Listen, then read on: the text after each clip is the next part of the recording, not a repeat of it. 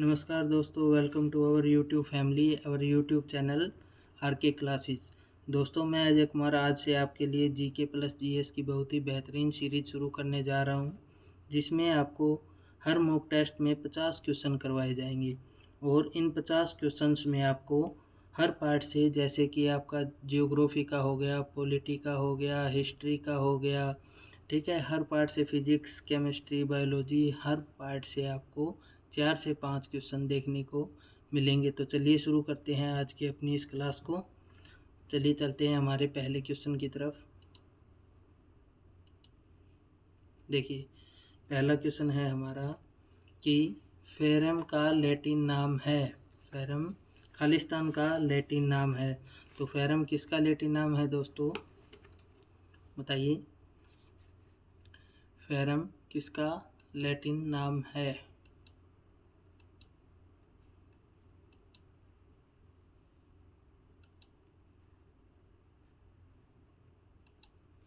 Ferrum Latin नाम है लोहे का। किसका? लोहे का। फेरम किसका लैटिन नाम है? तो लोहे का। इसके साथ तांबा है। देखिए, तांबा जिसको हम क्या बोलते हैं? कॉपर बोलते हैं। क्या बोलते हैं? कॉपर।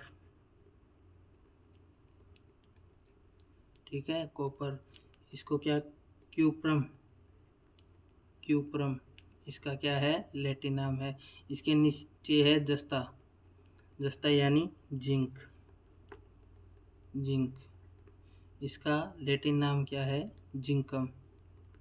ठीक है। एक सोना होता है जिंकम, एक सोना होता है गोल्ड, यानी गोल्ड को एयू से, एयू इसका सिंबल है गोल्ड का, इसको ओरम के नाम से जाना जाता है। किस नाम से? ओरम नाम से। तो ये था आपका पहला क्वेश्चन कि फेरम किसका लैटिन नाम है? तो लोहे का है। तांबे का लैटिन यानी कॉपर का लैटिन नाम क्या है? क्यूप्रम है। और जिंक, जस्ता, जिंक को हिंदी में जस्ता कहते हैं, जस्ते का लैटिन नाम क्या है? जिंकम है। और गोल्ड, सोने का लैटिन नाम क्या है? ओरम है। चलिए अगले क्वेश्चन की तरफ चलते हैं। कोशिका के किस घटक में कोशिका का आनुवंशिक पदार्थ डीएनए होता है? कोशिका के किस घटक में कोशिका का आनुवंशिक पदार्थ डीएनए होता है? तो डीएनए किस में पाया जाता है? डीएनए पाया जाता है दोस्तों कोशिका के केंद्रक में। और इसी के साथ यहाँ पे 3 नाम और दिए गए हैं। देखिए, कोशिका भित्ति, ये किस में पाई जाती है? ये पादपों में पाई जाती है। जंतुओं में कोशिका झिल्ली पाई जाती है। ठीक है, सबसे भारी परत होती है कोशिका की कोशिका भित्ति और कोशिका झिल्ली। इसके बाद कोशिका द्रव्य, कोशिका के अंदर जो हमारा लिक्विड होता है, जिसके अंदर सारे कोशिकांग पाए जाते हैं, उसे कोशिका द्रव्य बोलते हैं। क्लियर है? ये किस में पाई जाती हैं? अभी बताया आपको, पादपों में। पादपों में, ठीक है, पेड़ पौधों में। कोशिका झिल्ली आपको जंतुओं में। किसमें पाई जाती है? जंतुओं में। क्लियर है? कोशिका द्रव्य जिसमें सभी कोशिकांग पाए जाते हैं। ठीक है, क्लियर है? आ गया समझ में? तो चलते हैं नेक्स्ट क्वेश्चन पर। नेक्स्ट क्वेश्चन है हमारा, कोशिकाओं को पहली बार कॉर्क में 1665 ईस्वी में खालिस्तान के द्वारा देखा गया था। तो किसके द्वारा देखा गया था? रॉबर्ट हुक के द्वारा। ठीक है, कब? 1665 ईस्वी में। यानी कोशिका की खोज सबसे पहले किसने की थी? रॉबर्ट हुक ने की थी 1665 में। किस प्रकार की कोशिका की थी? तो इसने की थी मृत कोशिका की। मृत कोशिका यानी मृत कोशिका की खोज इसने की थी। ठीक है, इसे फादर ऑफ सेल भी कहा जाता है। क्या कहा जाता है? फादर ऑफ सेल, यानी कोशिका का जनक किसे कहा जाता है? रॉबर्ट हुक को। क्लियर है? और एंटोनी वॉन ल्यूवेनहॉक, इसका नाम भी ध्यान कीजिए। ये इसने खोज की थी जीवित कोशिका की। किसकी? जीवित कोशिका की। ठीक है, लिविंग सेल की। फादर ऑफ लिविंग सेल किसे कहा जाता है? एंटोनी वॉन ल्यूवेनहॉक को। क्लियर है? जीवित कोशिका, मृत कोशिका की रॉबर्ट हुक ने। क्लियर है? चलिए चलते हैं अपने अगले क्वेश्चन पे।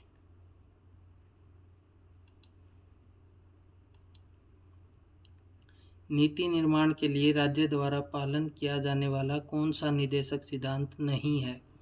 नीति निर्माण यानी नीति निर्देशक तत्वों के अंतर्गत इनमें से कौन सा नहीं आता? तो देखिए, नीति निर्देशक तत्वों के बारे में पहले बात कर लेते हैं। नीति निर्देशक तत्व हमारे संविधान के कौन से भाग में है? भाग 4 में है। कहाँ से लिए गए हैं? तो आयरलैंड से लिए गए हैं।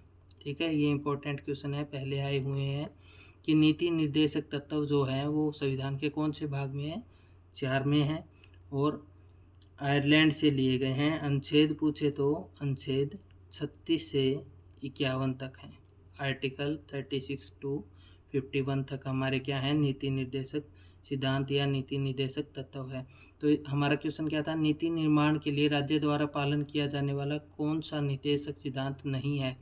कम उम्र के बच्चों का दुरुपयोग नहीं। ये तो हमारे नीति निर्देशक सिद्धांत में दिया हुआ है कि 14 साल से कम बच्चों से मजदूरी नहीं करवा सकते। ठीक है, समान काम के लिए समान वेतन, ये भी हमारे नीति निर्देशक सिद्धांतों में पुरुष और महिलाओं के को समान काम के लिए समान वेतन मिलेगा। ठीक है, इसके बाद डी ऑप्शन देखिए, समुदाय के कल्याण के लिए भौतिक संसाधनों का स्वामित्व, ये भी दिया हुआ है। तो ऑप्शन सी हमारा गलत हो जाएगा कि आर्थिक व्यवस्था के संचालन से धन का स्केंद्रण, यानी किसी के नुकसान के लिए, आर्थिक नुकसान के लिए सरकार जिम्मेदार नहीं है। क्लियर है? आगे चलते हैं। अगला क्वेश्चन है हमारा, सरकार की प्रधानमंत्री जन आरोग्य योजना राज्य के नीति निर्देशक सिद्धांतों में से किसके साथ जुड़ी हुई है? वही नीति निर्देशक सिद्धांत, तो इनमें से किसके साथ जुड़ी हुई है? देखिए, उद्योगों के प्रबंध में श्रमिकों की भागीदारी, इससे नहीं जुड़ी हुई है भैया। ये आपकी जुड़ी हुई है, पोषण के स्तर को बढ़ाने और सार्वजनिक स्वास्थ्य में सुधार करना राज्य का कर्तव्य है। सहकारी समितियों को बढ़ावा देना, ये भी इससे संबंधित नहीं है।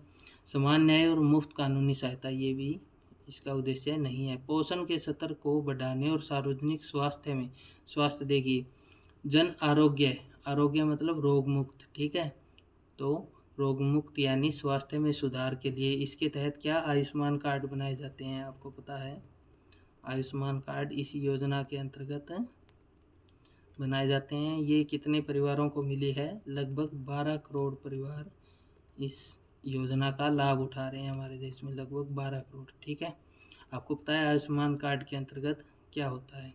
चलिए नेक्स्ट क्वेश्चन पे चलते हैं।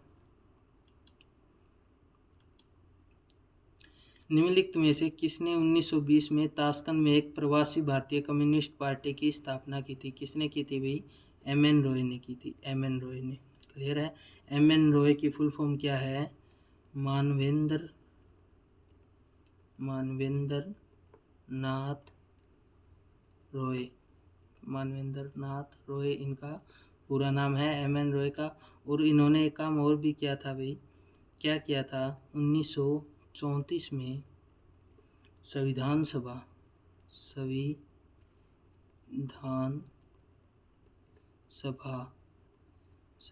सभा की क्या की थी? औपचारिक मांग, यानी ऑफिशियल, लिखित रूप में पूछे तो ऑफिशियल यानी औपचारिक मांग किसने की थी? तो एम.एन. रॉय, मानवेंद्र नाथ रॉय ने की थी। क्लियर है? नेक्स्ट क्वेश्चन पे चलते हैं। निम्नलिखित में से किस नेता ने बिहार में 1857 के विद्रोह का नेतृत्व किया? निम्नलिखित में से किस नेता ने बिहार में 1857 के विद्रोह का नेतृत्व किया था? ये बताना है आपको। राजेंद्र प्रसाद ने, देवी सिंह ने, राजकुमार शुक्ल ने और कुंवर सिंह ने। तो किसने किया था?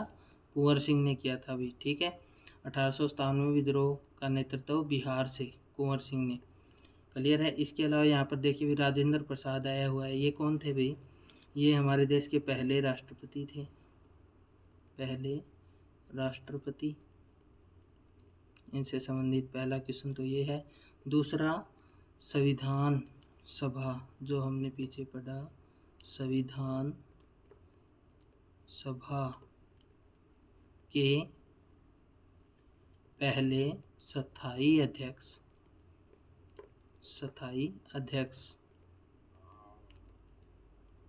कौन थे भाई? संविधान सभा के पहले स्थायी अध्यक्ष थे राजेंद्र प्रसाद। ठीक है, अस्थायी अध्यक्ष पूछे तो कौन थे? अस्थायी अध्यक्ष थे डॉक्टर सच्चिदानंद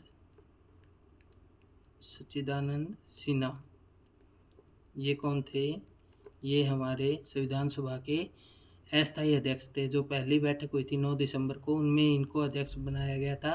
फिर बाद में स्थायी अध्यक्ष किसे बना दिया गया? डॉक्टर राजेंद्र प्रसाद को। तो चलिए चलते हैं नेक्स्ट क्वेश्चन पे।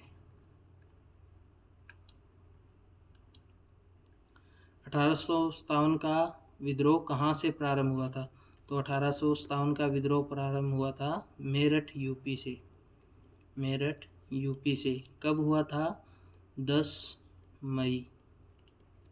कब हुआ था? 10 मई से। क्लियर है? 10 मई 1857 से, मेरठ उत्तर प्रदेश से। चलिए नेक्स्ट क्वेश्चन पे चलते हैं। एनपीके एक डैश है। एनपीके क्या है? एनपीके में एनपीके की फुल फॉर्म देखिए।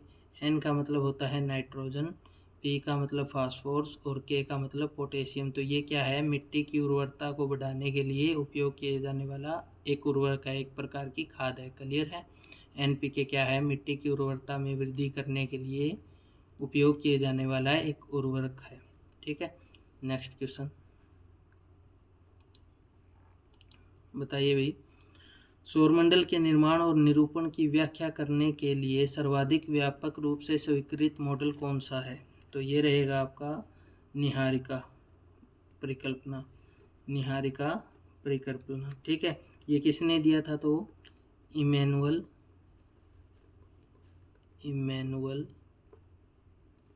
कांट ने।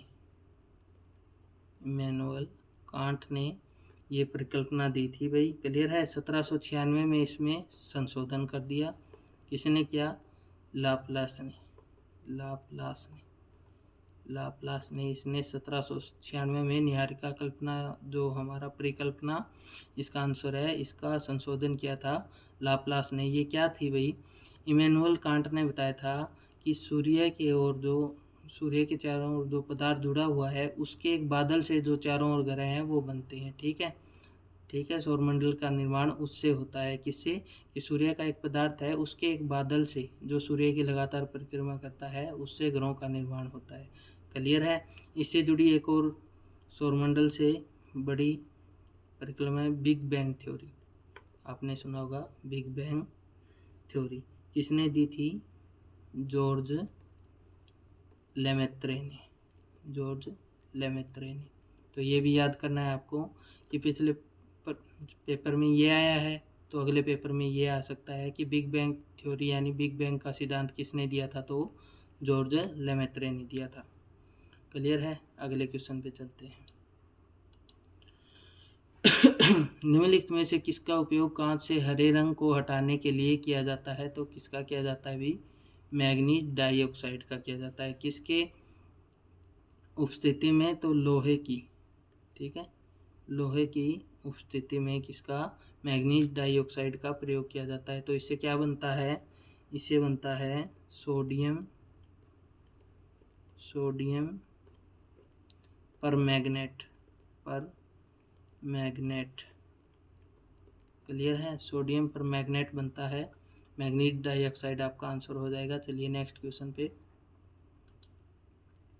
स्थलीय ग्रह किससे बने होते हैं? स्थलीय ग्रह किससे बने होते हैं? धातुओं और वायु से, चट्टानों और धातुओं से। तो ये आपका आंसर हो जाएगा चट्टानों और धातुओं से बने होते हैं। स्थलीय ग्रह कौन कौन से होते हैं भाई? एक तो आपका बुध हो गया। ठीक है, एक आपका शुक्र हो गया, एक आपका पृथ्वी हो गया, और एक हो गया आपका मंगल। ये चारों क्या है? ये स्थलीय ग्रह किससे बने हैं? चट्टानों और धातुओं से। शुक्र को क्या कहा जाता है? पृथ्वी की बहन कहा जाता है। बुध ग्रह सबसे छोटा ग्रह है। तो इस तरीके के क्वेश्चन जुड़े हुए होते हैं। यहाँ से भी क्वेश्चन आ सकता है कि पृथ्वी की बहन किस ग्रह को कहा जाता है? शुक्र ग्रह को। स्थलीय ग्रह पूछ लिया। सबसे चमकीला ग्रह भी कौन सा है? शुक्र ग्रह को कहा जाता है। क्लियर है? चलिए अगले क्वेश्चन पे चलते हैं। आकाश गंगाओं के बीच की दूरी के संबंध में कौन सा रुझान पाया गया है कि आकाश गंगाओं के बीच की दूरी है उसके संबंध में इनमें से कौन सा ऑप्शन सत्य है। अनुन्मेय है, उनके बीच की दूरी घटते क्रम में यानी उनकी घटती जा रही है, स्थिर है मतलब एक समान है, या बढ़ते क्रम में। तो आपका आंसर हो जाएगा बढ़ते क्रम में। आकाश गंगाओं के बीच क्या है, दूरी है वो बढ़ती जा रही है। क्लियर है। ये किसने दिया था भाई, किसने बताया था हमें, 1929 में बताया था। किसने बताया था, एडविन हबल ने।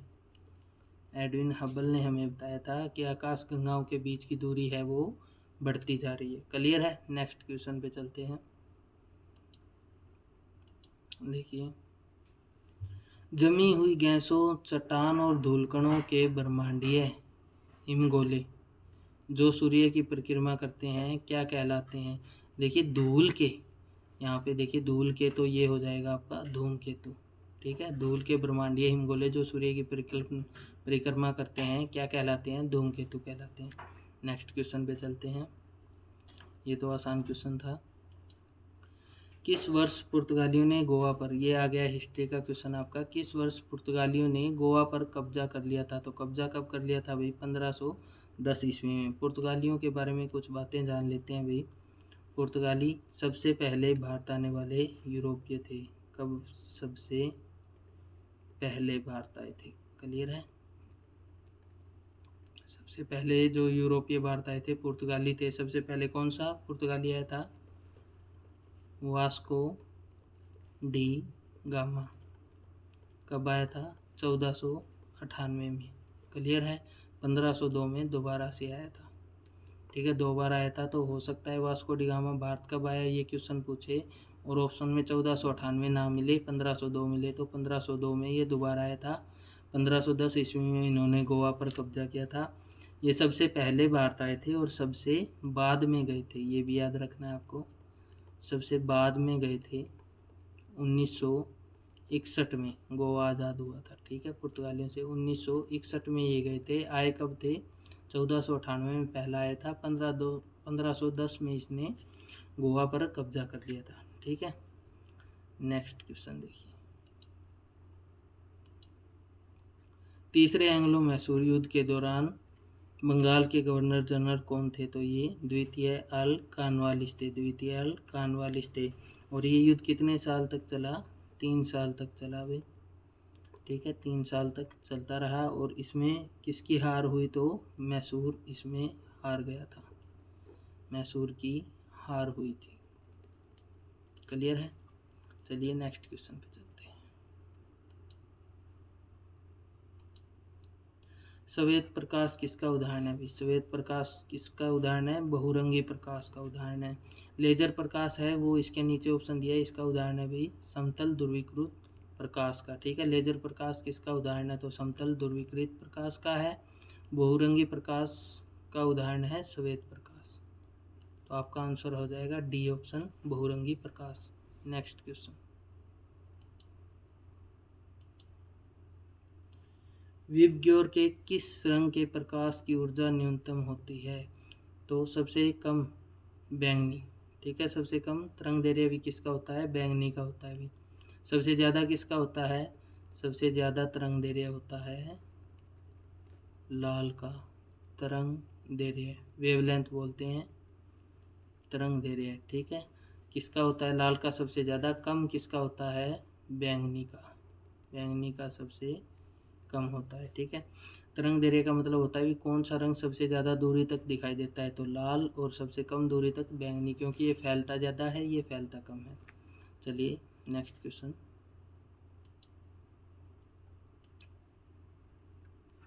बिना किसी दृष्टि दोष वाले एक युवा वयस्क व्यक्ति के लिए स्पष्ट दृष्टि की न्यूनतम दूरी कितनी है। स्पष्ट दृष्टि की न्यूनतम दूरी कितनी है, तो 25 सेंटीमीटर। देखिए भी यहाँ पे मीटर और सेंटीमीटर में दिया है, इसका ध्यान रखना। 25 सेंटीमीटर क्या होती है, न्यूनतम दूरी होती है स्पष्ट देखने की। ठीक है, जिसको कोई रोग ना हो, और इससे कम नज़दीक लाने पर, यानी इससे दूरी कम करने पर धुंधली दिखाई देती है चीज़ें। ठीक है, चलिए अगले क्वेश्चन पे चलते हैं। वर्ष 1996 में भारत में डेरिवेटिव, ये इकोनॉमिक्स का आ गया, डेरिवेटिव ट्रेडिंग के लिए उपयुक्त नियामक ढांचे के विकास पर सलाह देने के लिए सेबी द्वारा निर्मित किस समिति को नियुक्त किया गया? तो पहले तो डेरिवेटिव ट्रेडिंग क्या होती है भाई? डेरिवेटिव ट्रेडिंग होती है दो या दो से अधिक व्यक्तियों के बीच में, दो या दो से अधिक व्यक्तियों के बीच में वित्तीय अनुबंध होता है भाई, ठीक है, वित्तीय अनुबंध होता है। इसमें क्या होता है, दो या दो से अधिक व्यक्ति होते हैं, वो एक वित्तीय यानी धन का अनुबंध करते हैं, वो कि कोई लेता है दूसरा उसको देता है, ठीक है, उनके बीच में अनुबंध होता है, ठीक है। और इसमें क्या होता है, उस व्यक्ति की प्रॉपर्टी या किसी चीज़ को लिखवाया जाता है और उससे वो प्राप्त कर सकता है, ठीक है। तो ये LC गुप्ता समिति के अकॉर्डिंग हुआ था भाई। कौन सी समिति बनाई गई थी इसके लिए? LC गुप्ता समिति। नेक्स्ट क्वेश्चन, विकास के डोंट मॉडल का उद्देश्य क्या है? यह पर्यावरण के साथ शांति में रहने के लिए प्रौद्योगिकी पूर्ण, ये नहीं है भाई। यह खाद्य प्रसंस्करण उद्योग को विकास के केंद्र के रूप में दिखता है, ये भी नहीं है। यह पर्यावरणीय लागत पर तेजी से विकास की कल्पना करता है फिर बाद में इसकी भरपाई करता है, ये भी नहीं है। लास्ट ऑप्शन देखिए, यह एक ऐसी दुनिया की कल्पना करता है जिसमें लोग और ग्रह संतुलन में बढ़ सके, ये है भी। विकास का डोंट मॉडल क्या कहता है कि यह एक ऐसी दुनिया की कल्पना करता है जिसमें लोग और ग्रह संतुलन में बढ़े भी, जिस हिसाब से लोगों की संख्या बढ़ रही है उसी हिसाब से ग्रह की संख्या भी बढ़े जिस पे जीवन संभव हो। क्लियर है? नेक्स्ट क्वेश्चन, सिंधु घाटी सभ्यता के विशाल स्नानागार के निम्नलिखित में से कौन सा कथन सत्य है? कि सिंधु घाटी सभ्यता है उसके विशाल स्नानागार, उसमें विशाल स्नानागार जो पाया गया था के बारे में निम्नलिखित में कौन सा कथन सत्य है? तो देखिए, इसका उपयोग शहर की पानी की टंकी के रूप में किया जाता है। स्नानागार से आपको पता चल गया कि पानी से संबंधित है, तो पानी के लिए किया जाता था, ठीक है। ये इस प्रकार से सभ्यता के, सिंधु घाटी सभ्यता के बीच में आंगन में बनाया गया था, ठीक है। उत्तर और दक्षिण पे इसके क्या होते थे, पैड़ियाँ होती थी, जिससे औरतें उन पैड़ियों पर चढ़कर, क्या सीढ़ियों पर चढ़कर पानी निकालती थी, ठीक है। तो ये था विशाल स्नानागार।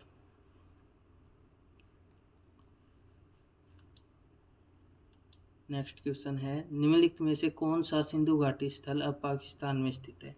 तो ये है हड़प्पा। हड़प्पा कहाँ पर है? पाकिस्तान में है। कौन सी नदी के किनारे है? रावी नदी के। ये भी क्वेश्चन आते हैं, हड़प्पा कौन सी नदी के किनारे स्थित है? रावी। लोथल है आपका गुजरात में, गुजरात में। और कौन सी नदी के किनारे है? तो भोगवा नदी के किनारे। क्लियर है? भोगवा नदी के किनारे। आलमगीर आपका मेरठ यूपी में है, हिंडन नदी के किनारे, हिंडन। क्लियर है? ये नदी का नाम साथ साथ बता रहा हूँ आपको, कहाँ है और कौन सी नदी के किनारे, हिंडन नदी के किनारे। कालीबंगा कहाँ है आपका? राजस्थान, राजस्थान में है। कौन सी नदी के किनारे? घग्गर, घग्गर नदी के किनारे। क्लियर है? ये था आपका आंसर कि हड़प्पा पाकिस्तान में है। चलिए नेक्स्ट क्वेश्चन पे चलते हैं। भारत में लोकपाल के लिए प्रतीक चिन्ह किसने बनाया था? तो लोकपाल के लिए प्रतीक चिन्ह बनाया था आपका प्रशांत मिश्रा ने बनाया था। लोकपाल का लोगो किसने बनाया? प्रशांत मिश्रा ने। लोक यानी लोगों का, पाल यानी कल्याण, ठीक है, लोगों के कल्याण के लिए प्रतीक, ठीक है। ये जो निम्नलिखित में से किस जानवर को भारत के राष्ट्रीय प्रतीक में जगह नहीं मिलती? ठीक है, तो ये यहाँ पर आंसर हो जाएगा ऊँट। राष्ट्रीय प्रतीक आपको पता है वाराणसी का अशोक स्तंभ है, उसमें क्या है देखिए, 4 दिशाओं के प्रतीक हैं, आपको बता देता हूँ। उत्तर में क्या है? शेर, ठीक है। दक्षिण में क्या है? घोड़ा, ठीक है। फिर पूर्व में है हाथी, ठीक है। और पश्चिम में बैल यानी बुल, ठीक है। तो यहाँ पर ऊँट इसमें नहीं दिखाया गया है किसी भी तरीके से, तो ऊँट आपका आंसर हो जाएगा। निम्नलिखित में से किस जानवर को जगह नहीं मिलती? ऊँट को जगह नहीं मिलती। नेक्स्ट क्वेश्चन, निम्नलिखित में से किसे पूर्व में लेडी विलिंगडन पार्क के नाम से जाना जाता था? तो ये जाना जाता था आपका लोधी गार्डन को। ठीक है, किसको जाना जाता था? लोधी गार्डन को। इसके बाद में भारतीय आयरन एंड स्टील कंपनी का पहला कारखाना कहाँ पर लगाया गया था? तो ये हीरापुर में लगाया गया था, जिसको अब बरनपुर के नाम से जाना जाता है, बरनपुर। ठीक है, हीरापुर में लगाया गया था, वर्तमान में बरनपुर के नाम से जाना जाता है। कहाँ पर है ये? पश्चिम बंगाल में है। कहाँ पर है? पश्चिम बंगाल में है। नेक्स्ट क्वेश्चन, निम्नलिखित में से कौन सा अधिनियम 1860 में ब्रिटिश भारत में अधिनियमित किया गया था? बंगाल का स्थायी बंदोबस्त, ये भाई 1793 में लागू किया था। ठीक है, लॉर्ड कॉर्नवालिस ने। हिंदू विधवा पुनर्विवाह, ये 1856 में आया था भाई। ठीक है, 1856 में। भारतीय दंड संहिता, ये 1860 में। तो हमारा आंसर क्या हो जाएगा? भारत में अधिनियमित किया गया 1860 में, तो भारतीय दंड संहिता, आपराधिक संहिता बोलते हैं जिसे, इंडियन पेनल कोड, जिसके अंतर्गत हमें पता है कि किस धारा के लिए कौन सी सज़ा होगी। ठीक है, तो ये किस अपराध के लिए कौन सी धारा लगेगी, कौन सी सज़ा होगी, वो भारतीय दंड संहिता में लिखित है। क्लियर है। भारतीय साक्ष्य अधिनियम ये आया था भाई 1872 में, ब्रिटिश सरकार। ठीक है, नेक्स्ट क्वेश्चन पे चलते हैं। पृथ्वी पर ज्ञात सबसे सघनतम स्थिर तत्व कौन सा है? सबसे सघनतम स्थिर तत्व है भाई ओस्मियम। एक पेपर में ये भी आया, इसका रंग कैसा है? तो नीला भूरा, नीले भूरे रंग का होता है ये, नीले भूरे रंग का होता है। कौन सा तत्व होता है? ओस्मियम आपका सबसे सघनतम तत्व होता है। क्लियर है। नेक्स्ट क्वेश्चन,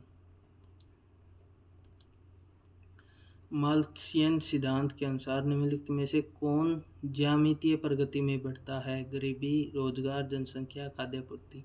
तो जनसंख्या बढ़ती है ज्यामितीय प्रगति से। और खाद्य आपूर्ति का बोले तो किस प्रगति में बढ़ती है? अंकगणितीय पद्धति, अंकगणितीय प्रगति।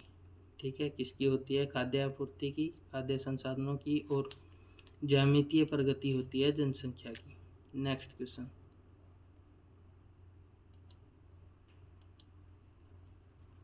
ब्रिटिश औपनिवेशिक सरकार द्वारा भरतनाट्यम पर प्रतिबंध कब लगाया गया? तो कब लगाया था?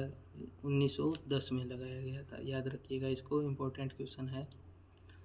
नेक्स्ट क्वेश्चन, भारत में राष्ट्रीय खेल दिवस किस तिथि को बनाया जाता है? तो 29 अगस्त को बनाया जाता है। ध्यान रखना, इम्पोर्टेंट क्वेश्चन है, कई बार एग्जाम में आया है। 29 अगस्त को किसकी याद में? मेजर ध्यानचंद, ध्यानचंद।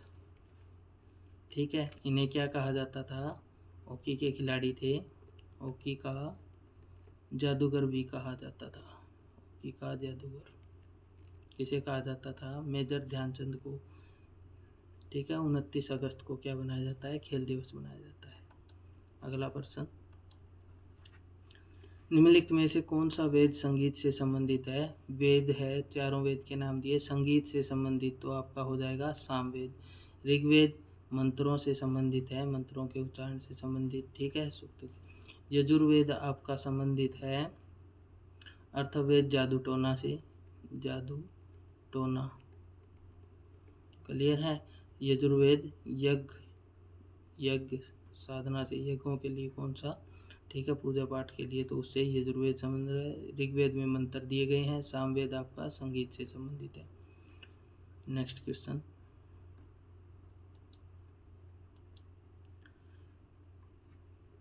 पट्टदकल में जैन मंदिर का निर्माण कौन से वंश के द्वारा करवाया गया था? तो ये आप सभी को पता है, राष्ट्रकूट वंश के द्वारा करवाया गया था। चलिए नेक्स्ट क्वेश्चन, पंजाब के किस राजा ने शाह शुजा और अंग्रेजी कंपनी के साथ त्रिपक्षीय संधि की थी? तो महाराजा रणजीत सिंह ने की थी। क्लियर है, याद रखना, बहुत अच्छा क्वेश्चन है, रिपीट हो सकता है। वह ईरानी शासक कौन था जिसने 1739 में दिल्ली शहर पर हमला किया और भारी मात्रा में धन दौलत लूट लिया? तो वो था नादिर शाह। ये हरियाणा के बच्चों के लिए भी काफ़ी इम्पोर्टेंट क्वेश्चन है, क्योंकि इसने कहाँ पर? करनाल पर भी आक्रमण किया था 1739 में। नादिर शाह कहाँ से आया था? ईरान से आया था। ठीक है, ईरान का शासक था करनाल पे भी आक्रमण किया था 1739 में और भारत को लूट के ले गया था। नेक्स्ट क्वेश्चन,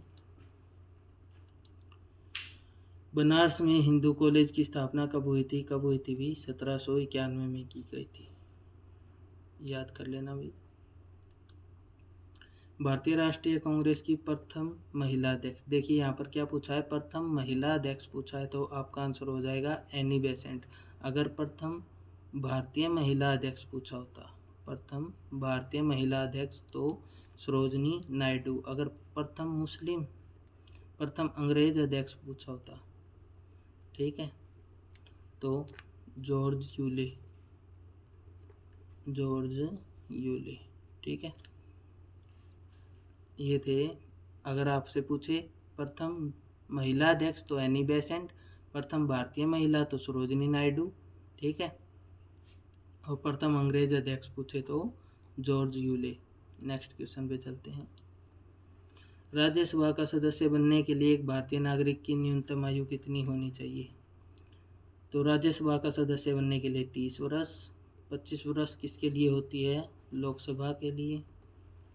लोकसभा का सदस्य बनने के लिए 25 वर्ष और राष्ट्रपति बनने के लिए 35 वर्ष। राष्ट्रपति के लिए न्यूनतम आयु 35 वर्ष, लोकसभा के सदस्य के लिए 25 वर्ष और राज्यसभा के सदस्य के लिए 30 वर्ष। अगले क्वेश्चन पे चलते हैं, निम्नलिखित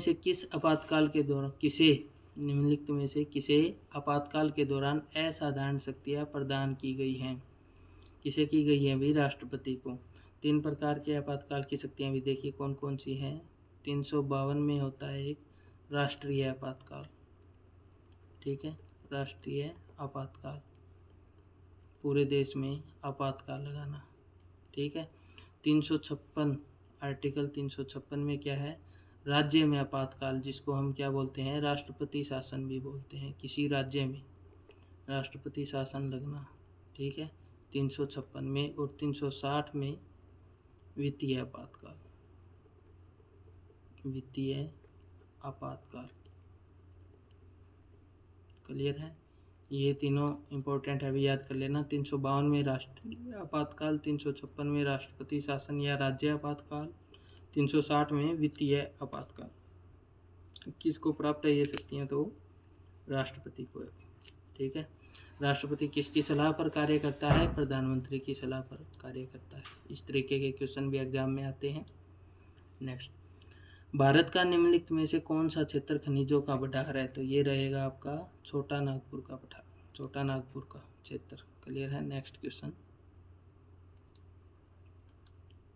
निम्नलिखित में से किस शब्द का अर्थ है फलों को उगाना, फलों की खेती? इसका आंसर हो जाएगा आपका पोमिकल्चर।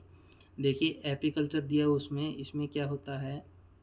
मधुमक्खी का पालन, मधुमक्खी पालन यानी मधुमक्खी की खेती, जिसको बोलते हैं एपीकल्चर में। आर्बरी कल्चर में क्या आता है? सजावट के लिए जो फूलों की खेती होती है, पेड़ पौधों की सजावट के लिए यूज किए जाते हैं, उनको क्या बोलते हैं? आर्बरी कल्चर।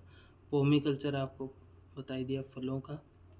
सेरीकल्चर, इसमें क्या होता है? रेशम कीट का पालन, रेशम कीट का पालन। क्लियर है? तो ये थे आपके चारों ऑप्शन, इसका आंसर हो जाएगा पोमिकल्चर, फलों को उगाना। नेक्स्ट क्वेश्चन देखिए, एक किसान के उत्पादन और उसके खेत की खपत के बीच के अंतर को किस रूप में जाना जाता है? किस रूप, क्या कहा जाता है, ये बताना है भी।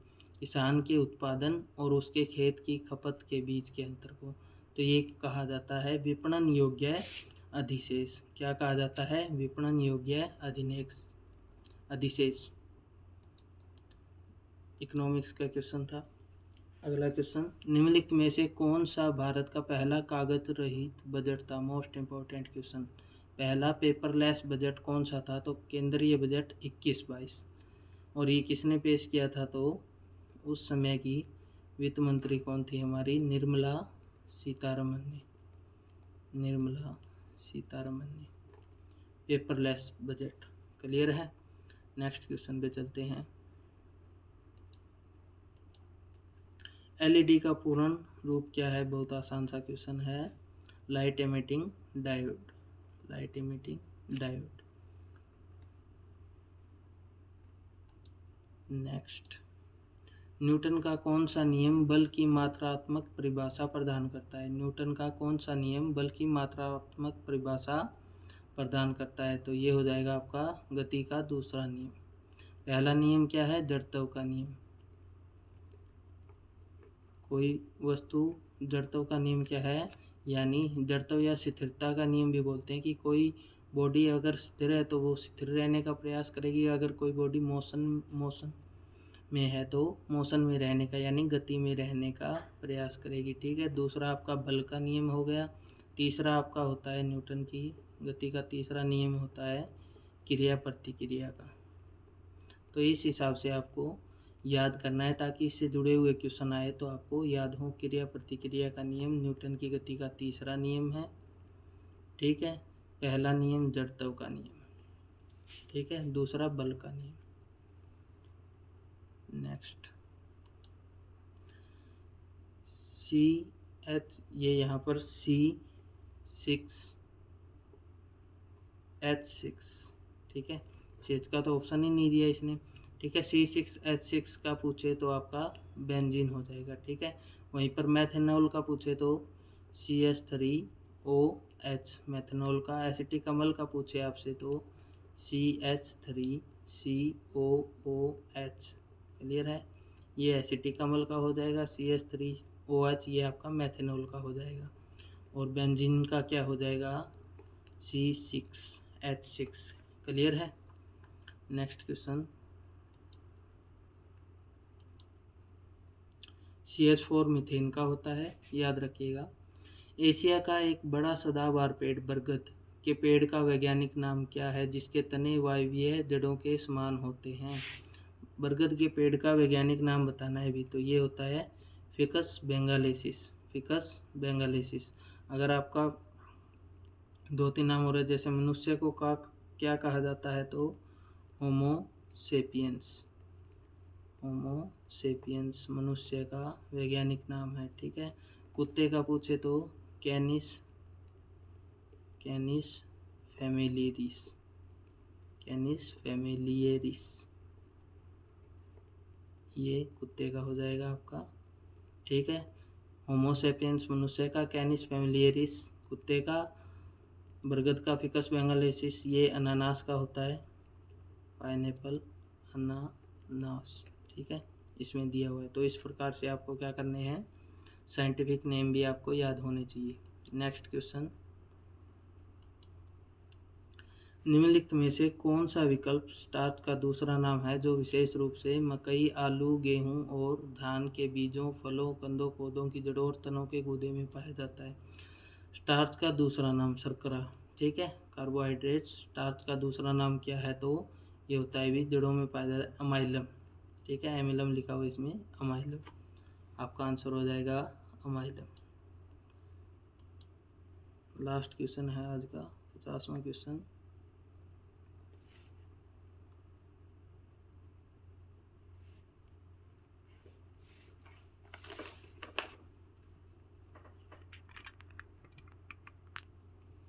एनक्लिस्टोमा के लिए सामान्य शब्द है। एनक्लिस्टोमा के लिए सामान्य शब्द क्या है आपका?